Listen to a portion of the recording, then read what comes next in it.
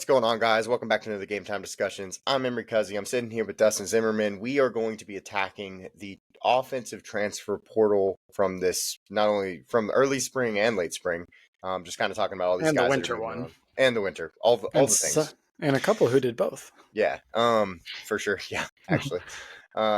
Dustin set up this whole thing for us. He's been doing all the college football stuff, so we're going to follow him. We already recorded this, and it didn't work, so we're going to try again. I got a drink from one of my good friends over at Sweet Citrus, and so hopefully it'll make my day a little bit better. I hit 2 trains on the way. 2 freaking trains. I was like, how is this possible? To be clear, I also bought him a drink when we first recorded. Oh, yeah. Double energy drinks today, baby. Here we go. Let me pull up the screen, and we'll get talking about the offensive guys, starting with the quarterbacks, of course, everybody's favorite position. This will be the bulk of what we talk about for sure. Carson Beck, biggest faller possibly out of everybody that we have just in football, because of the fact that he was supposed to be the number 1 player possibly last year and didn't even, make it into the draft. So yeah, I mean, when you talk about fallers, you and Cam do a great job of talking about risers and fallers when it comes to the draft and how they did, where they got drafted versus where they should have. And then there's Carson Beck, who went from high first round to now at a different college. Yeah. Carson Beck, of course, it came with his issues as a stat patter.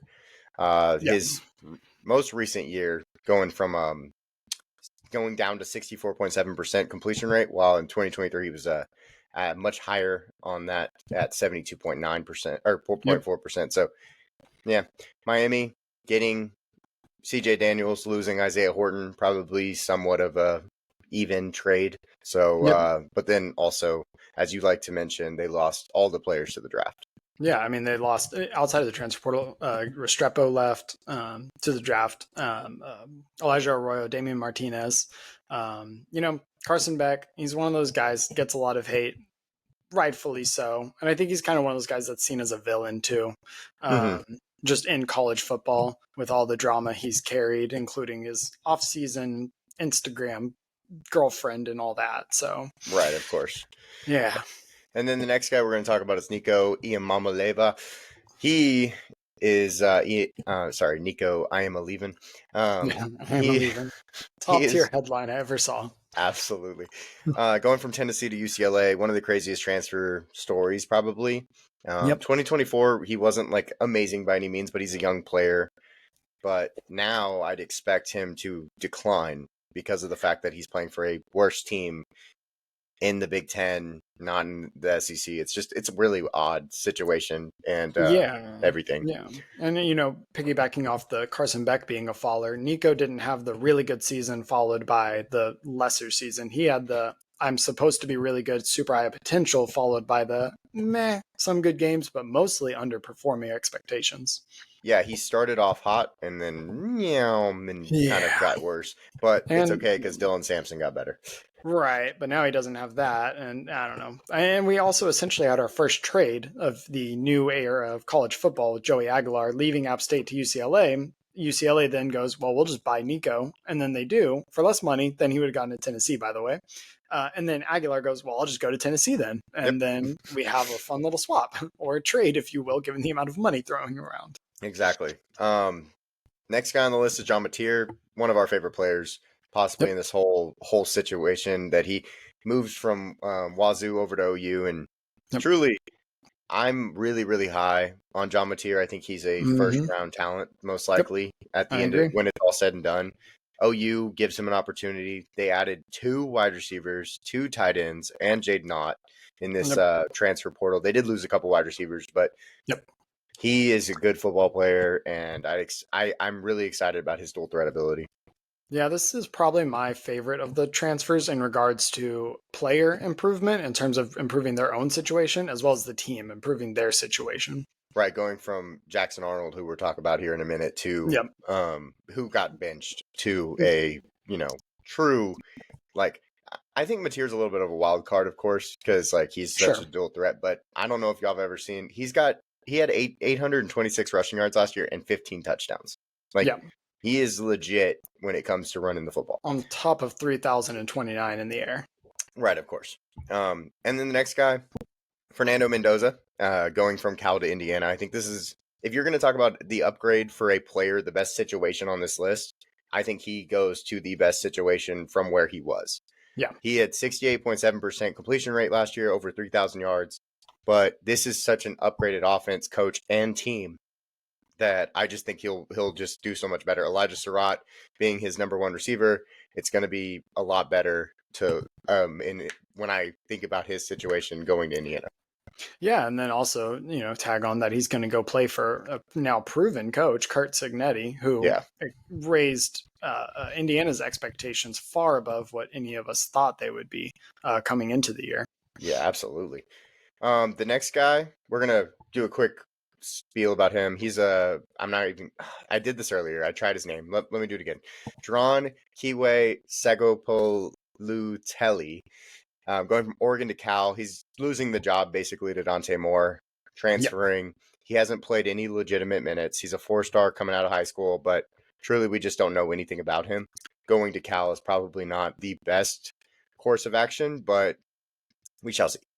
This really feels like a pit stop on his Agreed. on his road trip almost. I think if he meets the expectations he has, we see him leave again. And this is kind of his resume builder, if you will. Yeah, and I think the first 4 guys on this list are in their own tier, and then you get the drop off starting here. And then after the next guy, Darian Mensah. Yeah, I was about to say 7 to 10 drop off. Yeah, exactly. is a cliff after that. I mean, and JKS here, the big problem with him is we just don't know. I have no expectations coming in because I don't know what he's going to do. Absolutely. Completely agree with that.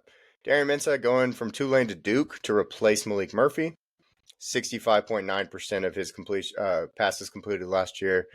He's got the ability to run. He's going to, I think that truly, I don't know if it's a lateral step here. It might be just like barely better than where they were with Malik Murphy last year.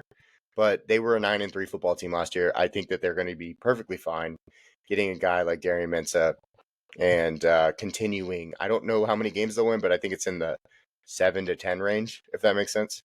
Yeah, I think for Duke, I agree, lateral move. They're going to stay afloat, basically, keep doing, Duke's level of expectations for football. But I think for Mensah, it's a good upgrade, given that Tulane's losing a lot of guys, lost their coach recently. Probably they're most likely going to downgrade, and this gives him a chance to prove himself as well. Fair. And the other thing is they play in the ACC, and we all know that the ACC has been really rough in the last few years. Yeah, especially one team. Yeah, the one we're about to talk about. No, I'm just kidding. Well, and the quarterback. Yeah. So Luke Kromenhoek, he came out of Florida State. He's going to Mississippi State. I don't know why he's at 7. He should not be in the top 10, in my opinion. No. But he's here.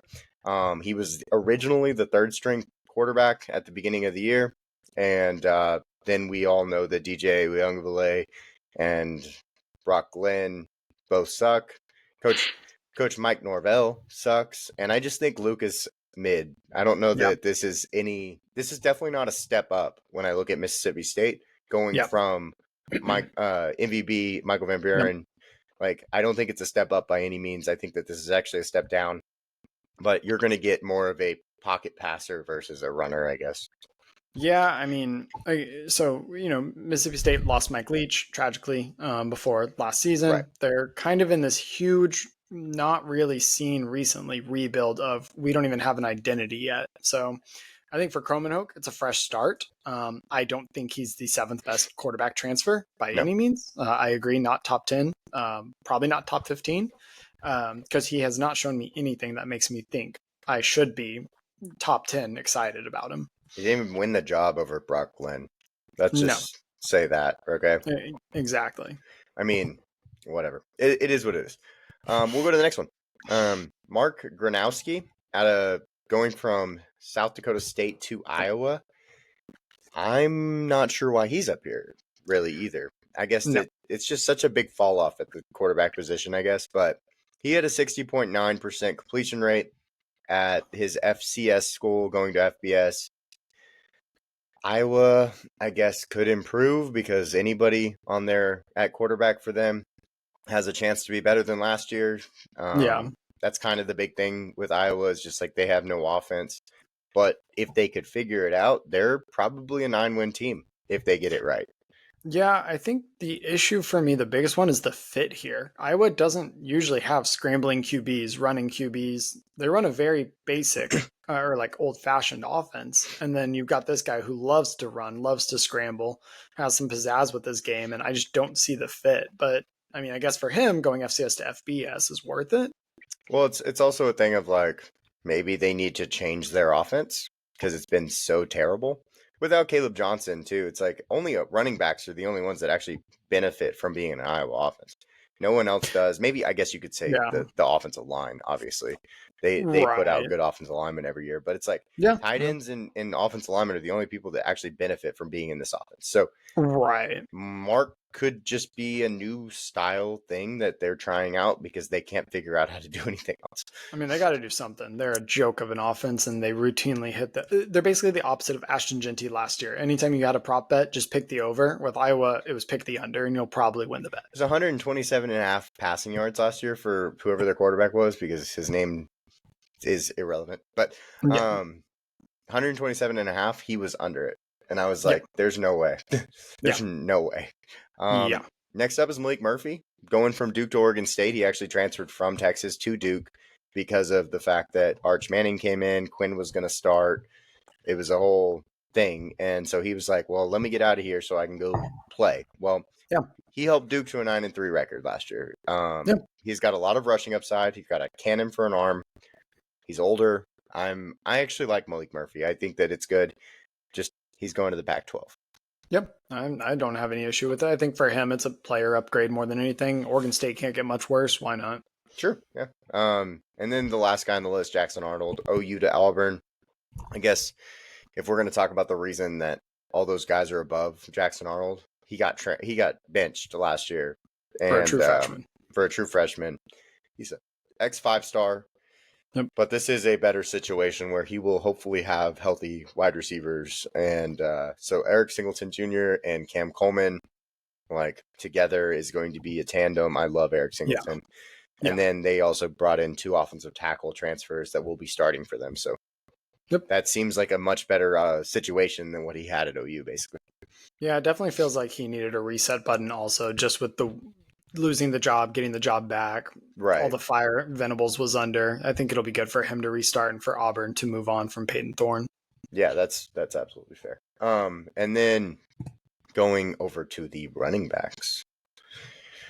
We start off with Mekhi Hughes, Tulane to Oregon. And I told you this earlier. I think Mekhi Hughes is a spitting image of what we saw with Bucky Irving. Yeah. And there you go. Bucky Irving played for Oregon, goes to the pros. I wasn't nearly as high on Bucky Irving when I watched his film, and I still am not that high on him. I think that he had a good rookie year, but just wait maybe a little bit before we get all into it. But Mekhi Hughes is a good player. I think that he has similar issues, though, that I saw with Bucky. So Oregon, though, just rebuilds. They do really well. Tulane gets screwed twice in this rankings. Yep. And, this is a prime example of why I was happy for Mensah getting a new start. He's losing his RB1. I think for both of them, it's good. They both get more exposure. Mekhi should help Oregon rebuild as they do, like you said. But also, like you said, a lot to be seen in terms of how well that actually works out. Right, for sure. Okay. And then my favorite player on this list possibly should have been number 1 overall. He's an underclassman, true sophomore, Ahmad Hardy going from Louisiana Monroe to Missouri. And I think I agree with some of these analysts that believe he's the number 1 SEC running back. The SEC is down on running backs right now. A lot of them either left because of going to the NFL draft or they transferred out. But I think that just like looking at what he was able to do at Louisiana Monroe as a true freshman, 1,351 yards, 5.7 yards per carry, 13 touchdowns. I think he's the best running back in the SEC right now. Yeah, I mean, we've seen like Quinshon Judkins come in as an underclassman and lead the conference in rushing, and then he goes on to Ohio State. Could be a similar thing, or Hardy could elevate this Missouri offense, who last year had really good moments and then really bad moments. Right, absolutely. And I think that, he is obviously the 1A in the backfield immediately, which is awesome. And then Justice Haynes, a guy that is going from Bama to Michigan. He was a backup last year. The problem with Justice Haynes is I just don't know if he'll ever be a 1A, but I think as a 1B, he's a awesome 1B. Like, just if you get him the ball, less touches, say 13 touches a game, he's going to explode and have big plays. So. Yeah, and I think he has a really fun opportunity to come in with their new quarterback Underwood, who's supposed to be fantastic, both running and passing. Mm-hmm. So even though you talked about him not being necessarily the 1A, definitely possible, but he might still have that upside of the 1B, given that he'll be paired with a guy who can essentially help with the offense, and kind of similar to a guy we'll talk about in a little bit in terms of the system they might be running. Yeah, running some zone read and stuff for sure. I'm gonna let you take Jaden Ott and start it off, and then I'll bring it around. Jaden Ott is one of those guys, and he has very similar situation to a wide receiver we'll talk about in a little bit, that he was really good in 2023, came in with a ton of hype, and then last year just never lived up to it. There were moments you felt like, oh, okay, he's back, he's going to do it, and then he just didn't. He did have some injuries. I think that's why. I think his potential is why he's ranked number 4 here. And I think with OU kind of rebuilding as well, new quarterback and everything, it could be really good for him. But it also depends on his health and if he can get back to that player we saw a couple of years ago. Yeah, and I'm kind of down on him. I don't know if he's a good running back yet. And I mean, he had 3.3 yards per carry. Of course, the injuries don't help, and playing for Cal doesn't help in general. But at the same time, like, it's like, I've watched so many good running backs, especially in last year's class, have so many yak yards because they're getting hit in the backfield. Omarion Hampton is a great example. He's getting hit in the backfield and making plays. And I just don't know that I think Jaden Ott can do that. And so I actually left him off of our prospect list for 2026. I'm going to let him rebuild himself before I put him on there, basically, is what I'm thinking. That's completely fair. Next up is Rasul Faison, Utah State to South Carolina. How about adding a guy that is electric in open field and getting him to play next to Lenora Sellers? That's kind of the trick here, right? Yeah.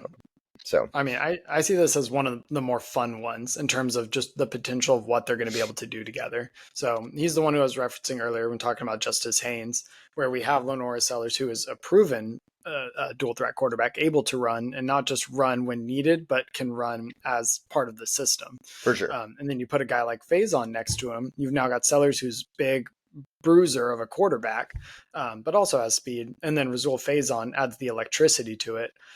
Depending on how they run it, they could make some fun college football video game offense out of it. Well, another thing too is, like, we talked about this a little bit. He's going from Utah State, and Utah State was horrible last year. Jalen Royals was a good example of us just talking about how bad they were when we did all of our draft stuff. Well, Faison was on that same team, not getting any love. Goes to a team where, he actually fits this team better than, say, Rocket Sanders, who was there last year, because of the fact that he's more of like a open field type of player. He can run zone read a little bit better. You're not going to get the like big bulky player that's going to finish runs in the end zone, but like at the same time, you can always use a third down back or a first down back later on. Someone that's a bigger bruiser. And then going on to the next one, Wayshawn Parker from Washington State going to Utah. Washington State lost not only John Mateer, Wayshawn Parker, their number 1 receiver in Kyle Williams. So it's like they're part of that Pac-12, Oregon State Pac-12 thing that's going on, and they are screwed over there until they get some teams in there next year. But he's going to Utah. Utah's an interesting team to go to because of the fact that they are just also not looking too hot. Cam Rising not coming back, so. I don't know. This one feels questionable to me. With Utah having so many question marks around them, just where he's going to fit in or how the fit's going to work with it. And like you said, losing Cam Rising, they were obviously much worse last year after Rising got hurt, and now they have to move forward without him when they had the expectation he was going to be starting again. Right. This really feels like a situation of, did anyone really win with this transfer? Well, I mean, obviously, I think that Utah gets better, but how much better is really the thing. Does he move the needle enough for it to matter? Right. Yeah, that's what I'm meaning is, was it that big of a deal, especially for being listed as the number 6 transfer on here? Yeah. Let's talk about the first guy that we're going to see from Tech. USC. Quentin Joyner from USC goes to Texas Tech, and Texas Tech will be a trend on this video because they were the number one team when it came to the transfer portal. Offense and defense. We will talk about both of them when we get to the defensive video. But starting it off, Quentin Joyner going to Tech from USC. It's interesting because he was the backup to Woody Marks last year.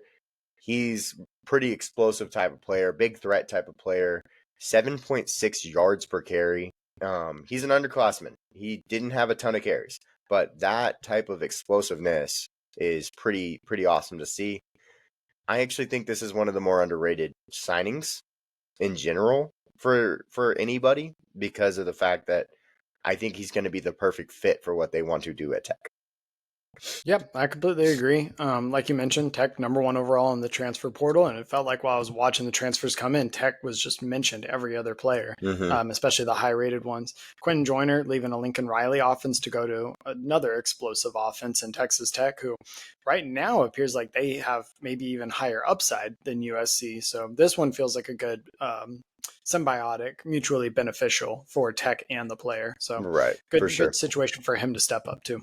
Yeah, and then Fluff, great name here. Yes, I love it. Fluff Bothwell, he's an underclassman also going from USA, South Alabama to Mississippi State. Mississippi State tried to get some players, obviously, during this time because they were so bad last year. They needed to spend some money, basically, and try to upgrade their offense and defense. But the Mississippi State thing is going to be something we'll talk about because I don't know.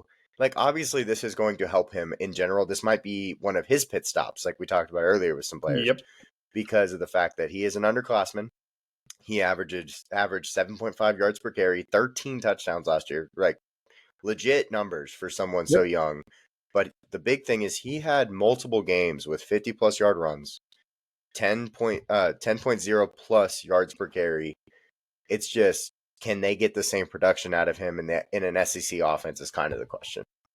Yeah, and that's going to be the question mark, especially when they've lost so much of their production. Now, they brought in some guys to replace them, but there's just a lot of question marks on where they're going to go with the ball or what their system's even going to be. Yeah, exactly. CJ Donaldson, going from West Virginia to Ohio State. This is your old man and I kind of mentioned this earlier. I think you call him Unk when you're on the field. That's kind of the guy you're getting here. Great, probably locker room guy. He had 424 attempts through 3 years, 30 total touchdowns. Like, he's just going to grind. He's a grinder for sure. Going to Ohio State just adds a big back. But I think the biggest winner here, and we said this earlier a little bit, but Jaheim White from West Virginia is the biggest winner by far here, in my opinion. Yeah, this one feels like, we talked about mutually beneficial trades earlier. This one benefits almost everyone. Jaheim White benefits, Donaldson benefits because he'll get a bigger role. Ohio State gets to replace with him, there are two backs they're losing from last year in Henderson and Judkins. So everyone here improves based on it. I think it'll be good for them. I'm interested to see what they do as far as if they'll run another 1A, 1B, or if it'll be mainly like throw them in the red zone anytime they're down there, or what they're going to do as far as his utility. Right. And then the last guy on here is AJ Turner, going from Marshall in the Sun Belt to Minnesota. The Sun Belt actually had a lot of transfer ups from just like players that, outperformed where they were playing and then moving up to these bigger schools. So AJ Turner being one of them, I was really surprised he chose Minnesota because Darius Taylor, I keep saying Taylor, don't I? Turner, AJ Turner, I apologize, because I was talking about Darius Taylor, is a 2026 prospect that I am lower on. So I think AJ Turner might have the ability to strip him of his spot, but 864 yards in 2024 and 8.3 yards per carry, 6 touchdowns. He just was better than the competition he was against. Yeah, I think, like you said, with Darius Taylor, it's going to be a 1A, 1B or a 1-2 punch, and how they were going to work in tandem. I don't know if the Travion Henderson, Quinshon Judkins thing from last year with Ohio State kind of moved the needle on how people want to use these running backs. They saw success with Montgomery and Gibbs in the NFL, and if that's going to become a more common style, or if we're going to see a true 1, true 2, and how they're going to run them together. Right. And I think it's probably going to be very 1A, 1B stylistically, and Turner being the 1B, but I think his explosiveness might get him on the field more than you expect right now. Yeah, it feels like a move to elevate his own stock, but again, it just depends how much he gets. If Taylor's performing really well, it's hard to pull a guy off the field just because the other one might perform as well. Yeah, I think AJ Turner might have decided like, hey, like I'm not gonna be a 20 touch guy, so let me go to a team that already has a guy, and build from there. Maybe benefit both of them. Very possible. Yeah, kind of like how you said Ohio State or the like David Montgomery, Jahmyr Gibbs. Mm-hmm. To the wide receivers. Starting off, Eric Singleton Jr., Georgia Tech to Auburn. This is okay. Eric Singleton was absolutely capped at Georgia Tech. I love Georgia Tech this year. I think they're a serious dark horse to do some big things. I'm a big believer in them. But even if Eric Singleton's on that team, I don't think that he actually moves the needle the same way at Georgia Tech because of the fact that their offense is not built for him. Exactly. I love him on fly sweeps and screens, but I don't want him to only do fly sweeps and screens. Right.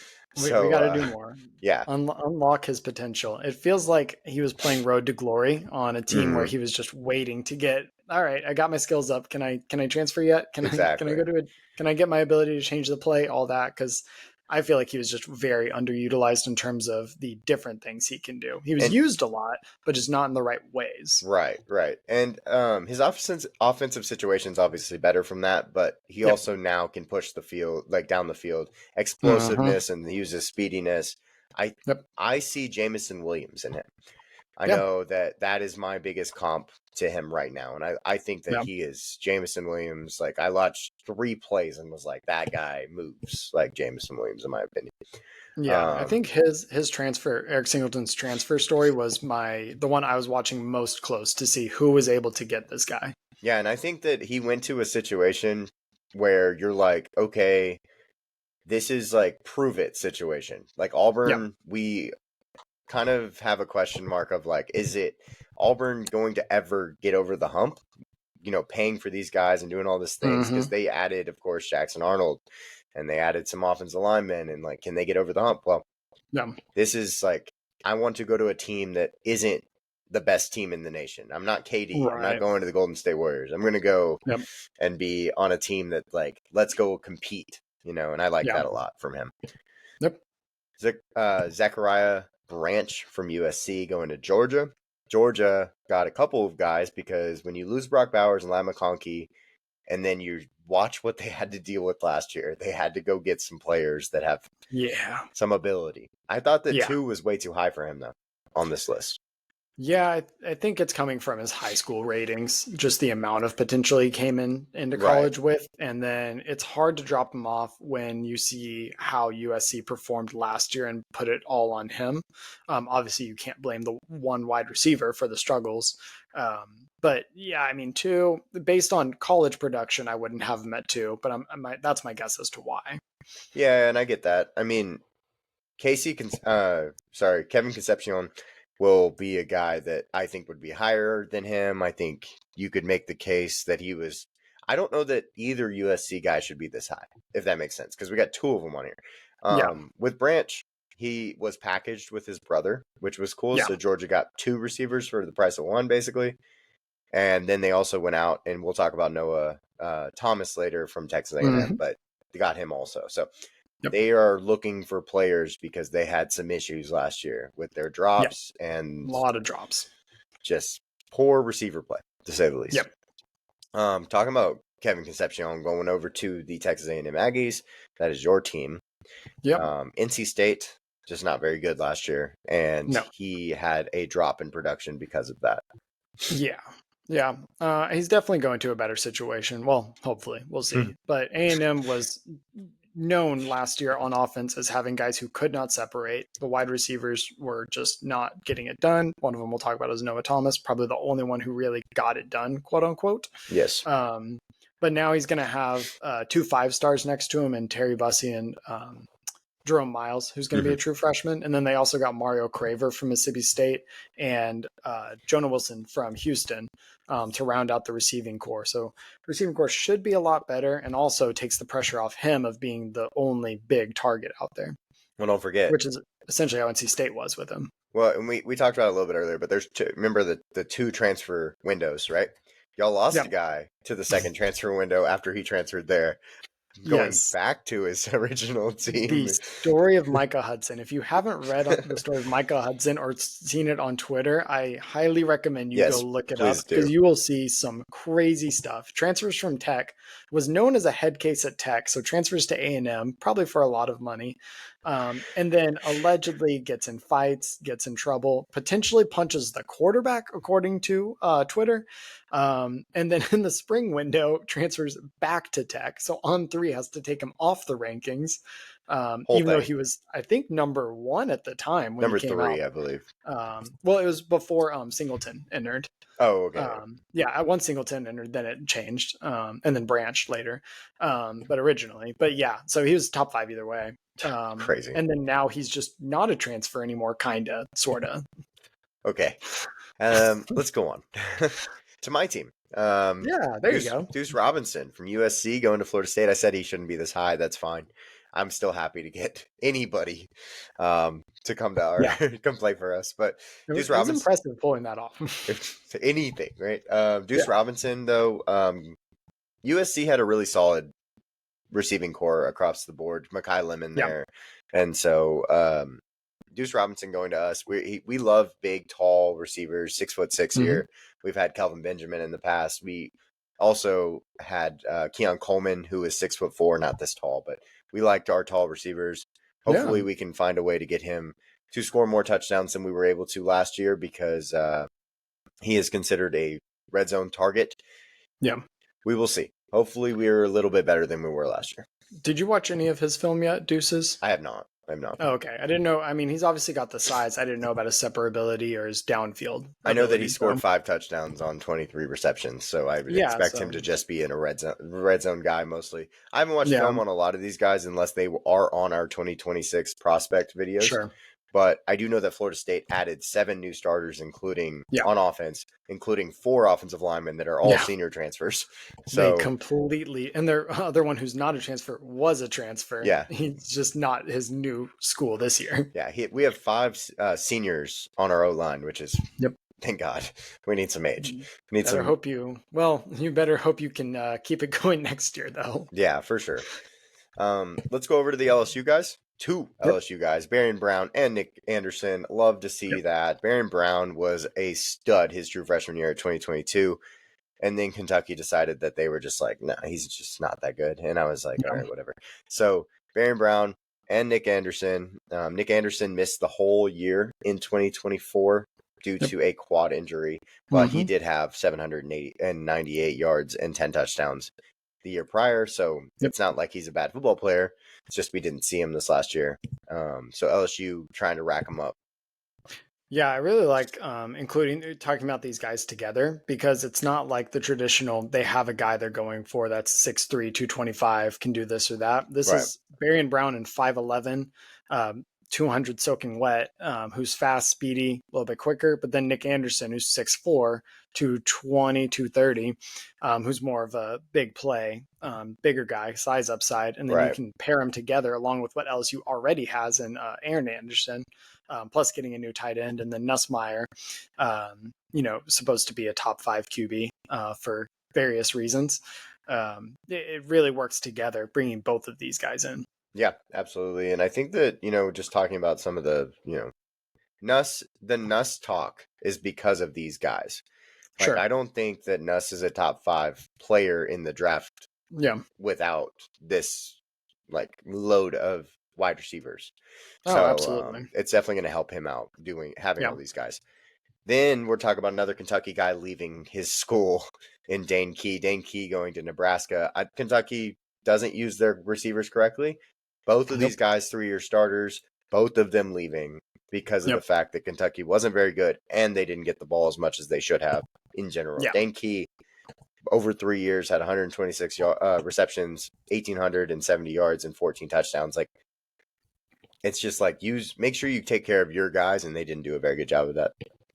Yeah, and separating from the wide receivers a little bit, I have to question how hot Mark Stoops' seat is at this point. His inability to develop the guys he has, and then his inability to keep the guys that have essentially developed themselves, Berrien Brown and Dane Key, and then you lose them too. And no transfers. It's mostly defense. Kentucky just is like, we live and die on the defense right now. Yeah. They scored like 12 points last year against Georgia, I believe, but they almost beat them. Remember? And they should have on a very, very, very questionably reviewed play. Right, exactly. So it's like they can win games because of their defense. Now most of their defensive players, the main ones, are gone. So we'll see what they have to do from here. But yeah, they didn't do enough, in my opinion, they're probably worse than Mississippi State, in my opinion, now. And that's pretty hard to do. We're going to do big team breakdowns and everything later, but right. As a preface, Kentucky, we're not high on. No.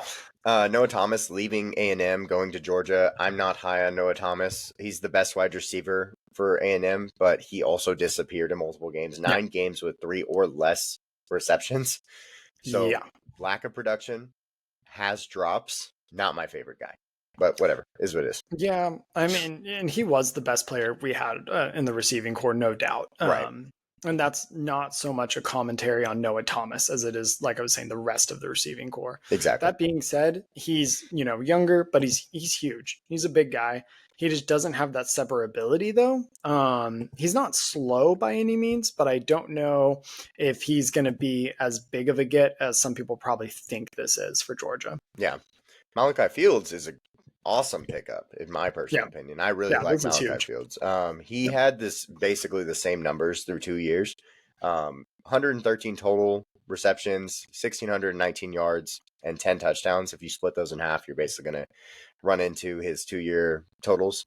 So he's a big body wide receiver that was not used correctly when he was at Virginia. And so that's kind of the big thing. But going to a receiving core that I really like when it comes to Notre Dame. Here's my only issue with it is Notre Dame doesn't have a QB. Yeah, they have 3 young QBs that they have no idea what they're going to do with. And then their 4th string is Tyler Buckner. And if you remember that name, it's because he wasn't an Alabama QB, then went and played lacrosse, and then decided, I'm going to go back to football. Right. And so here we are. Yeah, now he's a senior graduate transfer that is the 4th string QB for this team. And really good at lacrosse, which I don't think CJ Carr right now. CJ Carr's their starter? Yeah. Who I believe was the redshirt freshman because they lost Steve Angeli. Yes, because who was backing up Riley Leonard and looked really good in his limited time when Leonard was hurt. Yeah, he went to Syracuse. Mm-hmm. Yep. But I actually think that this is an underrated wide receiver core with Jaden Greathouse, Faison, and Malachi Fields now. So we'll see if they can use them or if they're just going to have to run the ball the whole time like we'd expect with Jeremiah Love. Yeah. Then Mississippi State. Leaving Mississippi State is Kevin Coleman going to Missouri. Missouri is trying to replace Luther Burden, basically, because he's the same exact archetype. Had 74 receptions, 932 yards, and 6 touchdowns. I think that's solid. He was their best player at Mississippi State when it came to just being a receiver. Mississippi State's losing quarterback, replacing with a worse quarterback, in my opinion, and then multiple receivers. It's just one of those things where I just think Mississippi State and Kentucky are going to be fighting for the worst team in the SEC. Yeah, Kevin Coleman is definitely the definition here of leaving a bad situation to go to a potentially should be much better situation. And like you said, he's replacing a guy they already know how to use. So it's not like he's coming in as a, well, what are we going to do with him? He's coming in as a, hey, we already know what you're going to do. We just got to make sure we execute it. Yeah, and obviously I don't think he's as good as Luther Burden was, but it's still an archetype that you're like, hey, we can mold you directly into. Watch this film. Here you go. We also thought Burden was going to be more productive last year, so it'll be interesting to see if he meets just the production Burden got, because if he even meets that, then Mizzou improves just in terms of replacing him. Though is the problem. So it's like those things where it's like he might produce more because Theo Weiss isn't also gobbling up production. Yeah, because for some reason they only wanted to throw it to him. last year. Yeah, which was weird. Yeah. In watching the games. Yeah, exactly. Going over to tight end, we start off with Max Clare. Max Clare's legit, guys. I mean, Yeah. he's absolutely legit, and he might be Yeah. the number one tight end. Well, I've seen people push him up more and more and more as the process has gone on. Yeah. I'm already there where it's like, this is probably the guy. Are you talking about like as in the whole nation in tight ends? He's one of the top 3 tight ends in the nation, in my Okay, I opinion, agree with that. personal opinion. I wanted to make sure that's what you're saying. I completely agree though. Yeah, I think he's And one of the especially the situation he's going to. Yeah, and he might be the most talented tight end just in general. Yeah. He led Purdue in receptions and receiving yards, 320 more receiving yards than the next closest pass catcher. Yep. I mean, he's just better. And finally going to a team that's going to use him where he's not the first, second, and third option. Like, how often do you see in college tight ends getting double teamed? This is the Right. only guy that I've seen Yeah. because there was no one else on Purdue that could help him. Well, you got to remember Purdue went what, 1-11, 2-10, And winless in conference, and it then wasn't even close, getting stomped every game. yeah, and then they lost their best players. Their starting Right. safety is gone too. That is going Dylan Thymon, or I think that's how you say it. He's gone too, and so we'll just see. Purdue's not going to be any better next year. Basically, is how I'm getting what I'm talking about here. No, take the under. Yeah. On whatever it is, the For under sure. wins. The under is going to be correct. If it's 2.5, it's correct. Yeah, Go under. definitely under. Tanner Koziel from Ball State to Wisconsin to Houston. Yes. I'll let you just explain what happened here because it's weird. Yeah, so I was, preparing for this and getting all our presentation set up, and everything was saying all the transfer portals and stuff or rankings were saying Wisconsin, Houston. Cool. All right, got it. Do my deep dive. Didn't have a single stat for Wisconsin. So like, okay, well that's strange. Let's go in. He played 3 years at Ball State, did well, had 94 catches for 839 yards and 8 touchdowns in 2024 with them. Transfers to Wisconsin, is there for 4 months, and then I guess just because the situation opened up, better situation, there was no drama, nothing Nico like by any means. He went to Houston. So, which, Houston's getting a fresh start. They've got Connor Wigman who's looking for a fresh start. They've got a new coach. So I think for him, it makes sense. Probably is just the better situation. Yeah, and it's so weird because like I started watching. I didn't even know he went to Wisconsin until you told me. Because I was watching film on him because he's a 26 prospect. And I watched film and I'm like, oh, he's a Ball State to Houston. I just thought there was no Wisconsin in the middle. And then you were like, yeah, no, he went to Wisconsin. And I was like, when? When did he do that? He was enrolled there. I don't know that he took a class or did anything besides maybe attend some workouts, but yeah, so I was like, he was on the roster. And then he was gone. Then he wasn't. Really quick. Yeah. But yeah, so I think Tanner Koziel is a really good receiving tight end that could really do some things, especially now. Connor Wegman is a huge improvement. Donovan Smith was awful last year. Yeah. So we see Connor Wegman taking over. Yep. Next up is the guy that should not be on this list, in my personal opinion, is Luke Haas going from Arkansas to Ole Miss. I think Luke Haas should be outside this top 5. Both injuries and Carter are better than him in my personal opinion. So I'm not sure why he's on here other than the fact that he's young and he has potential. Sure. And he's going to Lane Kiffin offense. I don't know.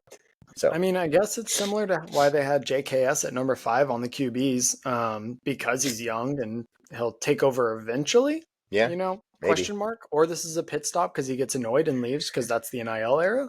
Yeah. So the only saving grace here is it is a Lane Kiffin offense. I think if he went quite literally anywhere else to the same situation of being the second string and all that. Yeah, he's not even going to start. It would be horrible. But at least with Lane Kiffin, there's a potential he gets some time because they run a lot of tight end sets. Right.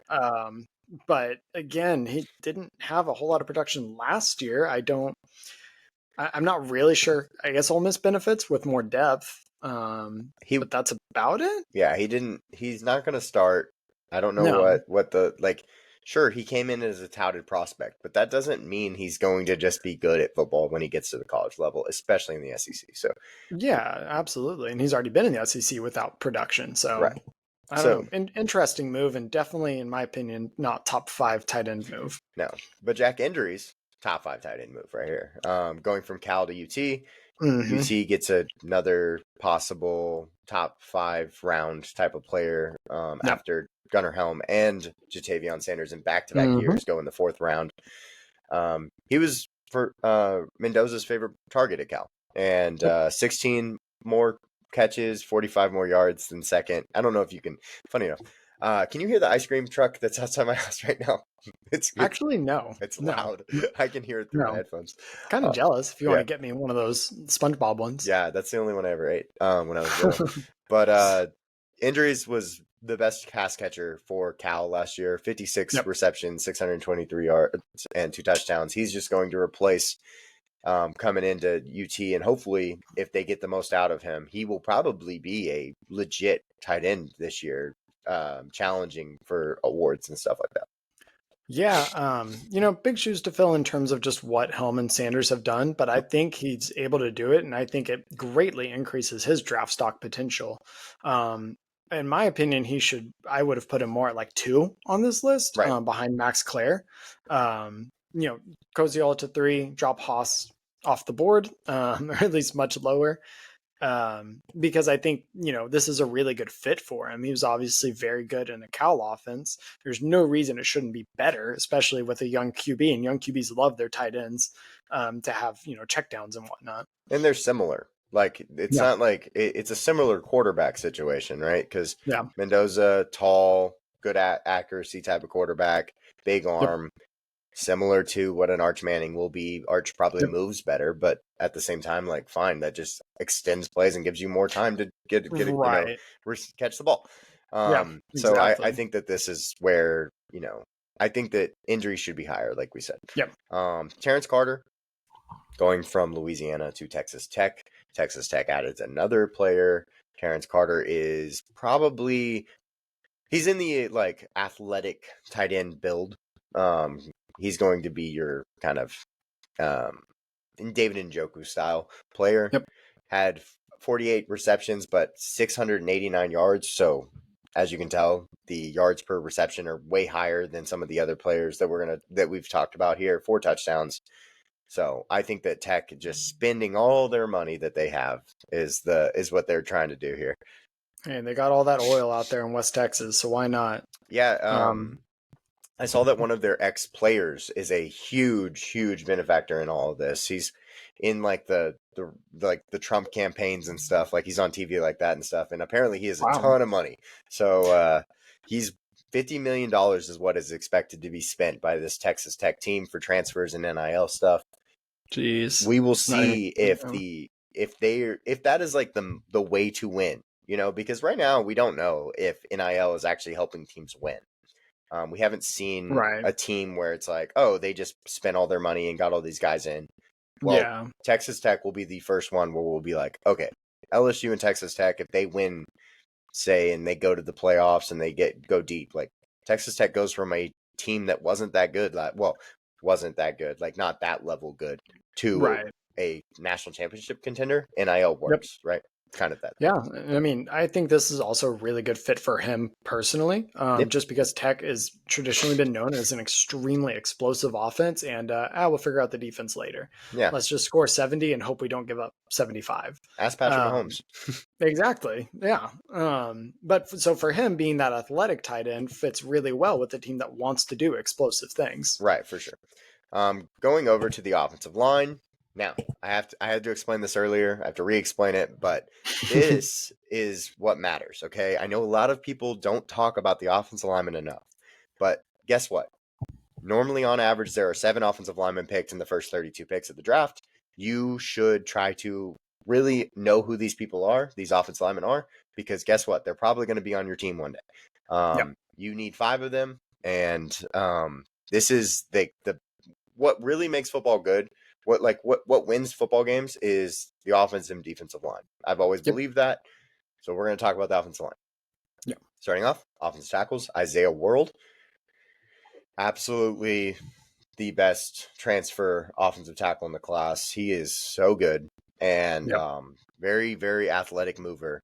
So Oregon just, and as you can look across, they have another guy on this board. They are legit. And Isaiah World, 6'8", 310, 15 total pressures this year, but massive dude. They have 2 top 10 players, prospects at their respective positions on, of course, this board, but also another one in Iapani Lu. I think that's how you say that. I'm probably wrong, though. At guard for them, Iapani. And then, of course, on the other side, you see Emmanuel Pregnon. So Yep. just adding to their insane offense, reloading like Ohio State. It's going to be good. I think the biggest benefactor from this page right here, seeing the offensive lineman they're getting, is Dante Moore, Sure. who's going to come in as a young, unproven, but you and I are extremely high on his arm talent and potential, and it gives him a really good situation to step into. Yeah, potential-wise, Dante Moore could be a top 10 draft pick this year. Yeah. The problem is he did not show that in his first year at UCLA. Going to Oregon, though, gives you a little bit more juice, to say the least. Yeah. So we'll see if he can figure it out, and that will change everything for him. Xavier Champlain, going from Virginia Tech to Auburn. Auburn adding another player. I told you about their left tackles. They added 2 of them. This is one of them. They actually added 3. All of them are much older players, but 6'7", 323, 13 total pressures this last year. Just giving Jackson Arnold some help on both sides of their offensive line is really important, especially when now they got Eric Singleton, Cam Coleman. It's going to be a little bit more explosive of an offense than they had last year, to say the least. Absolutely. It should be, depending on what Hugh Freeze does. Yeah. Which was probably their biggest issue last year, was Hugh Freeze not using their best player and one of the top running backs in the country. Darquez. Yep. Howard Sampson, going from North Carolina to Texas Tech. Surprise. Shocker. Add another guy, play left tackle. Not much to say here. We already kind of attacked Texas Tech. They're just getting another one. Why not? Yep. And moving up from leaving Bill Belichick to go and play for Texas Tech, probably getting paid a lot of money to do it. Probably getting paid a lot of money. Doesn't have to hear Belichick's girlfriend. Seems like a good move for him. Just wait till, hold on, we're not done. Monroe Mills going from Louisville to Virginia. Virginia is, how do I put this? They are not my favorite team in the ACC, obviously. And I thought that this was a lateral move for Monroe Mills. I thought he could have gone higher and done a little bit better when it comes to just like, if you're going to go somewhere, you should go somewhere to improve your draft stock, especially if you're a top 5 transfer option. Yeah. That was so I think it's slightly above lateral, just because Louisville's losing their QB to the Saints. And then Virginia's getting Chandler Morris from UNT. Sure. But the problem is Virginia's just been in this purgatory of college football for a long time now, and traditionally underperformed, even when they had higher potential, like when they had Brennan Armstrong. Fair. But from the O-line standpoint, yet to be seen how that goes. He only gave up 7 pressures last year.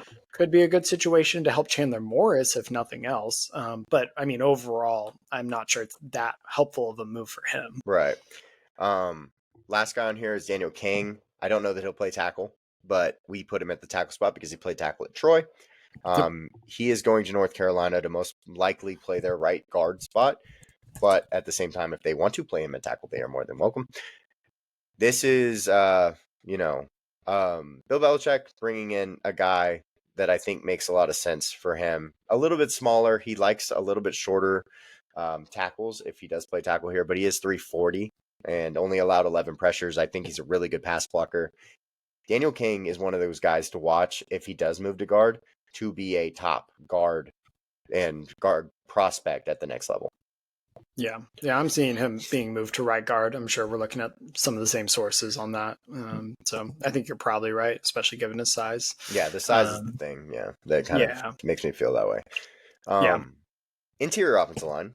Got 2 LSU guys. I'm going to go ahead and talk about them. We'll go back to the Oregon player.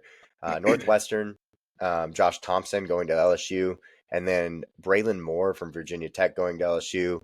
Both of them 8 total pressures last year. Josh Thompson played a little bit of tackle, played a little bit of guard. He's going to be one of the better pass blocking guards in the SEC, and that's exactly what you'd expect when you have a guy like Garrett Nussmeier back there.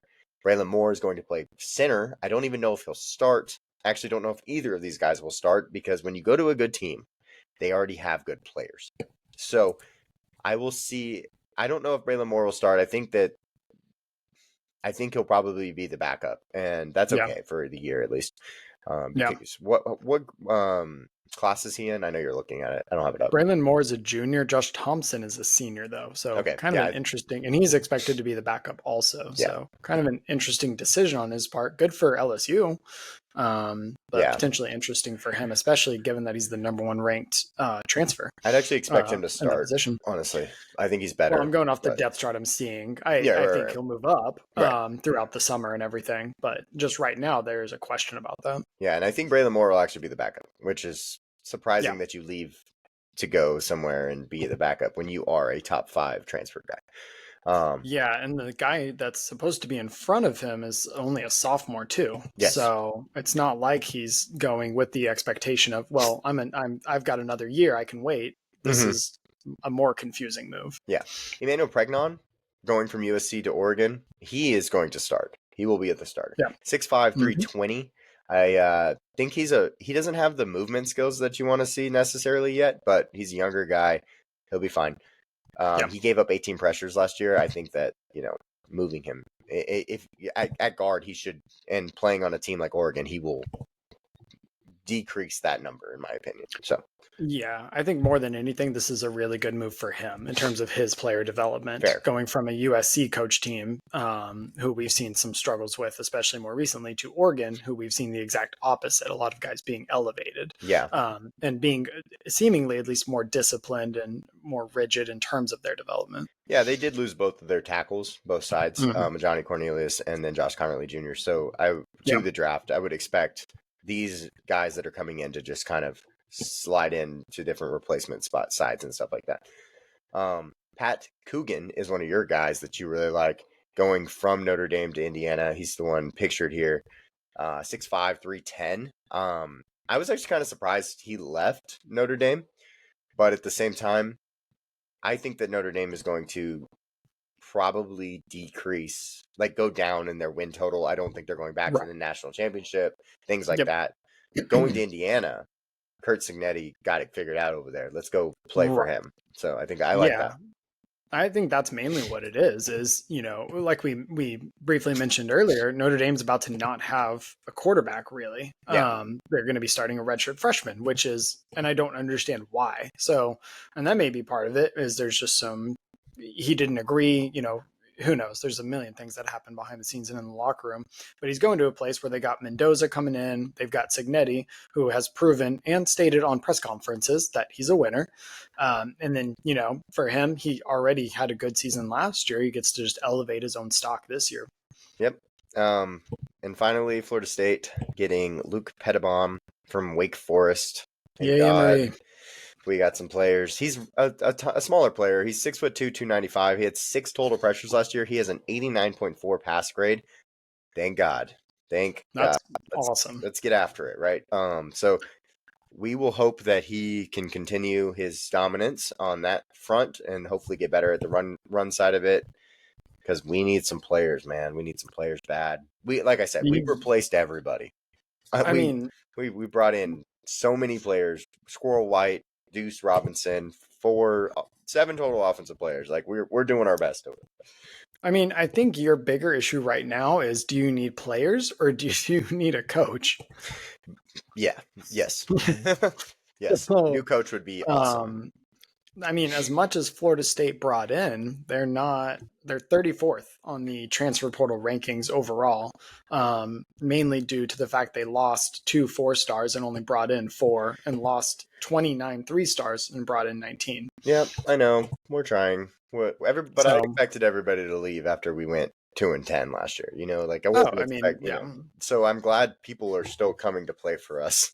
And yeah, I mean, A&M did that 2 years ago when we had the mass exodus, when Jimbo was not so ceremoniously fired, and then everybody left. And wasn't that fun? Yeah, I mean, you basically saw the growing pains with A&M this year, who actually did better than the year before. Mm-hmm. So hey, maybe FSU, same thing. But at the same time, we got a new coach. Y'all didn't. It'll be interesting to see. I think they can't do worse. I really think they can't do worse. Yeah, hopefully we can win 3 games, right?